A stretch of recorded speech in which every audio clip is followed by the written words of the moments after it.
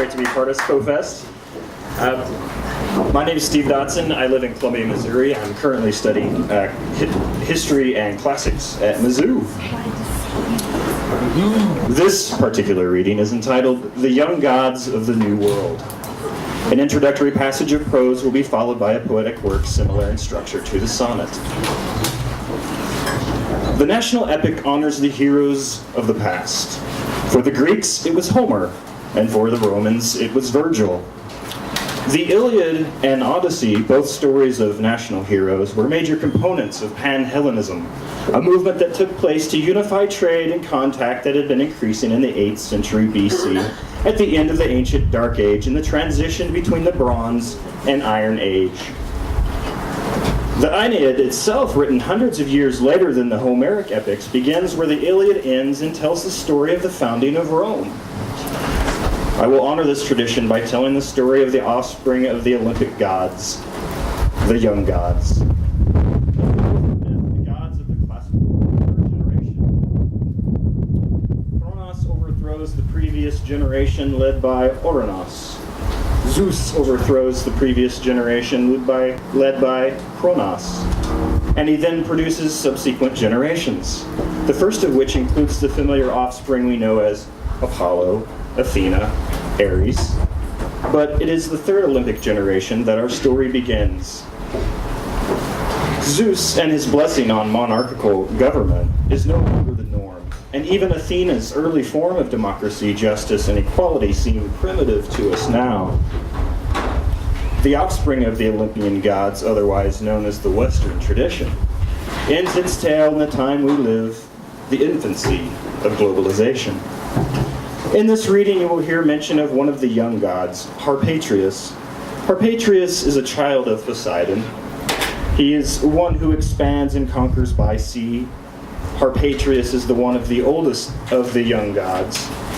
His end comes when the earth has been fully colonized by sea, and as you can easily ascertain, his end has mostly already arrived. Harpatrius is the celebrated pirate. Although he is an exploiter and an enslaver, he is greatly loved and honored by the people, benefiting from the prosperity he brings. The upcoming selection is a brief passage on the destruction of native cultures in the New World, and an explanation why their gods' names are no longer spoken in worship. As with the Homeric tradition, for every human action of consequence, a god is somehow involved. Therefore, in this tale, our modern world is the result of the power play, trickery, and compromise between the young gods. May I present to you an excerpt from the dying grasp of the Olympians, the young gods of the New World.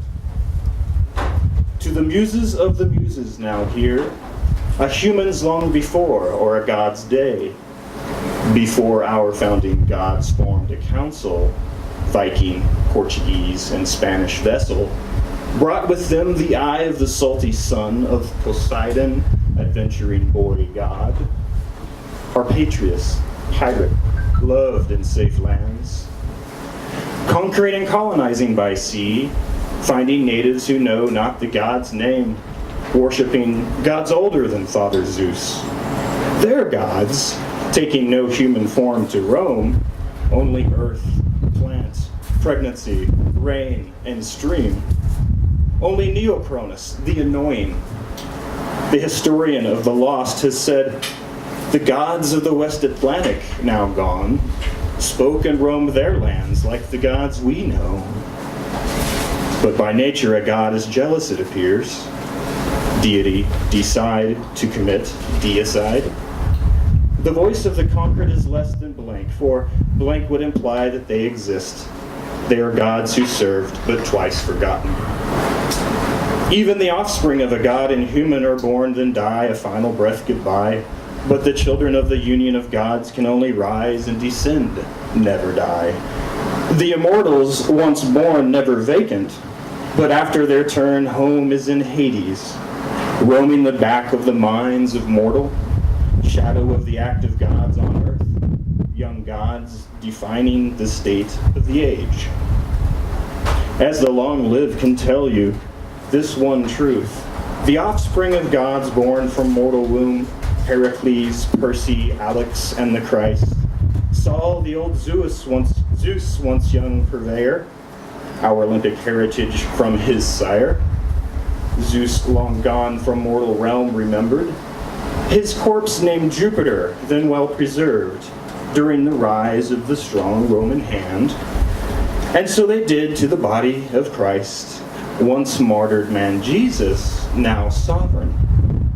Images of old gods used as puppets, the operator moves the lips and speaks, the deathly appearance not out of place. The old names and ways remain our sacred. But the young gods are active forces, the major currents that define an age. When the paint fades from the eyes of statue, the image conveys a gaze of blank stare. Not to ramble on about gods once young, but must needs them so you can soon relate. Zeus ushered in the demise of Kronos. The old gods all bear their own replacement. Homer in his time tells of Zeus in prime, the days of the blind poet would never see. Old thunderbolt on Olympus skyline, for Mount Ida reared god-burying Zeus, had long descended as man found rust, and melted it into swords and the plow. Old kings turned over in ancient dark age. His offspring Ares spread war, growing large. But no one told mortal man Zeus was gone. Even the gods know the truth of worship. The religion of mortals always behind. They advance as a whole with the new gods, having only known the names of the old. Apollo and Perseus wander the realm free, smelling the perfume of the sacrifice. No matter the name attached to the smoke, the sounds and scent arouse the active gods. But this sacrifice they do not require. One may be well informed to know our task. The new gods bid change and we rearrange. To know the living gods look around. What law dominates? What new advancement? What conflicts loom? What new plow to till the earth? How are humans defying nature now? Therein lies the study of the new gods.